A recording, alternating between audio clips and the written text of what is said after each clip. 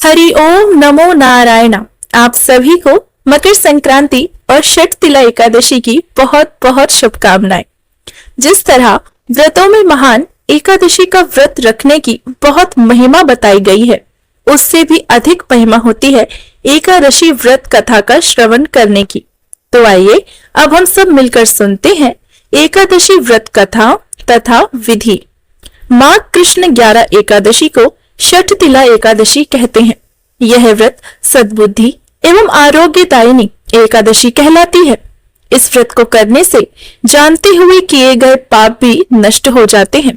इस व्रत को करने वाले इस दिन तिल स्नान, तिलों का उपटन, तिल से हवन, तिलोदक का पान, तिलों का आहार तथा तिल का दान करने का विधान बताया गया है। इस दिन भगवान श्री कृष्ण की पेठा, नारियल, सीताफल, सुपारी आदि से पूजा करनी चाहिए। इस दिन तिलपट्टी का सागार शास्त्र अनुसार उपयोगी माना गया है। आइए अब हम सब मिलकर श्रवण करते हैं षटतिला एकादशी की व्रत कथा। यह कथा श्री भविष्योत्तर पुराण में वर्णित है। एक बार पुलस्त ऋषि से दालभ्य ऋषि ने पूछा कि हे ब्राह्मण, मृत्यु लोक में मनुष्य दूसरों का धन चोरी करता है, दूसरे लोगों से ईर्ष्या करता है तथा ब्रह्म हत्या आदि महान पाप करने पर भी नरक को प्राप्त नहीं होता। इसका क्या कारण है? सो आप कृपया कर मुझे बताइए, आपकी बड़ी कृपा होगी। तब पुलस्त ऋषि ने कहा, हे महाभाग, आपने ये बड़ा ही गंभीर प्रश्न पूछा है, जिस गूढ़ तत्व को ब्रह्मा, विष्णु, इंद्रादि भी नहीं जानते। अब आप मुझसे सुनिए।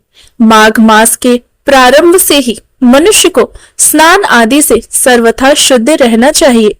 काम, क्रोध, मोह, लोभ, ईर्ष्या आदि को त्याग कर इंद्रियों को वश में करके अभिमान को छोड़कर भगवान का स्मरण करते रहना चाहिए। और मूल नक्षत्र में स्नान आदि से शुद्ध होकर ऐसा गोबर जो जमीन पर ना गिरे, उसमें तिल और कपास मिलाकर कंडे, जिसे उपले भी कहते हैं, उन्हें बना लेना चाहिए। तब उन कंडों में से 108 बार हवन करें। यदि उस दिन द्वादशी और मूल नक्षत्र हो तो संयम के साथ रहना चाहिए। फिर एकादशी जो कृष्ण पक्ष को ही, उसी दिन व्रत करें और रात्रि को जागरण करें तथा उन कंडों पर हवन करें। इस एकादशी को षटतिला कहते हैं। दूसरे दिन धूप, दीप, नैवेद्य से भगवान का पूजन करना चाहिए और खिचड़ी का भोग लगाकर उसी दिन भगवान कृष्ण का पूजन विधि विधान से करना चाहिए तथा पेठा, नारियल या सुपारी सहित अर्घ देकर स्तुति भी करनी चाहिए। उपयुक्त चीजों का अभाव होने पर केवल सुपारी से भी अर्घ दिया जा सकता है। हे भगवान, आप अशरण शरण हो, संसार में डूबते का उद्धार कीजिए। हे कमल नेत्र, हे विशंभर भगवान, हे पुंडरीकाक्षात, हे जगत गुरु, मेरे इस तुच्छ अर्घ को आप श्री लक्ष्मी जी सहित स्वीकार कीजिए।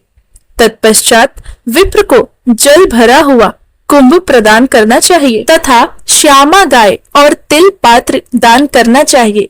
तिल दान और भोजन दोनों ही श्रेष्ठ कहे जाते हैं।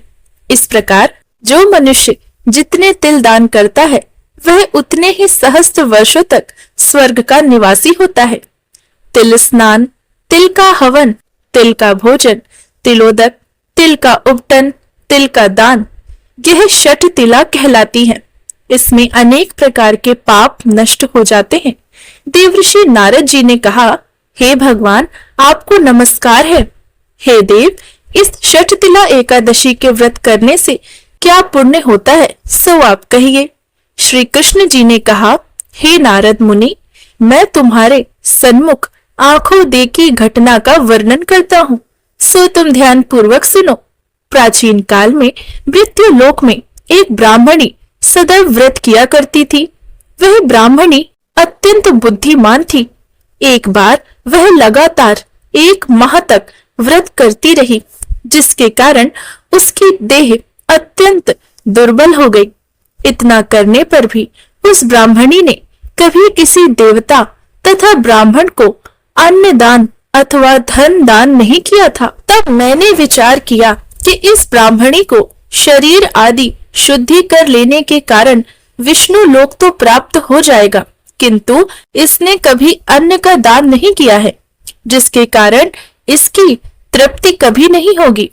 इस विचार करके उस ब्राह्मणी के यहाँ अन्न दान लेने के लिए मैं स्वयं गया। तब उस ब्राह्मणी ने मेरे आने का कारण मुझसे पूछा।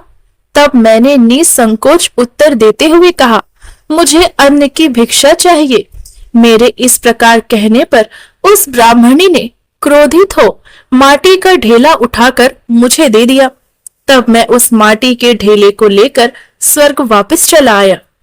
कुछ काल के उपरांत वह ब्राह्मणी भी अपने शरीर को त्याग कर स्वर्ग लोक में निवास करने आ गई।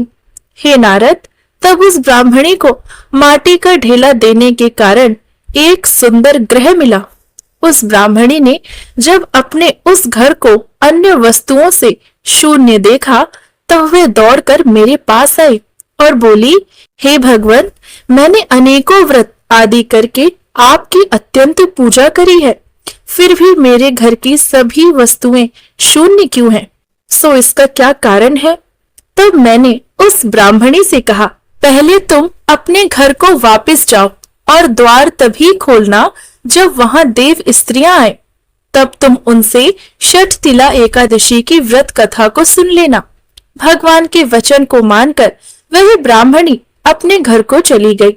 जब देव स्त्रियां वहां पर आई, द्वार खुलवाने आई, तब उस ब्राह्मणी ने कहा, यदि आप द्वार खुलवाने आई हैं, तो पहले आप मुझे षठ तिला एकादशी का व्रत का महात्मा सुनाइए। तब उन देव स्त्रियों में से एक ने उस ब्राह्मणी को षठ तिला एकादशी व्रत कथा का महात्मा सुनाया।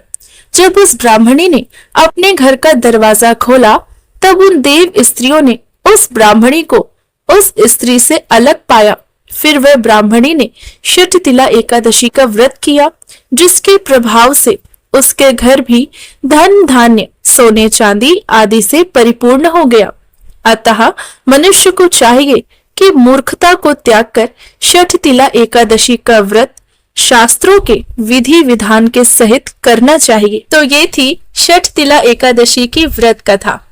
एकादशी के व्रत में दान का विशेष महत्व होता है, उसमें भी षठ तिला एकादशी, वो भी मकर संक्रांति के पावन पर्व पर। इसीलिए आप सभी अपनी सामर्थ्य के अनुसार दान पुण्य अवश्य करें। भगवान श्री हरि नारायण आप सभी की मनोकामनाओं को पूरा करें, हम सभी के व्रत को सफल करें, ऐसी हम कामना करते हैं। जय श्रीमन नारायण।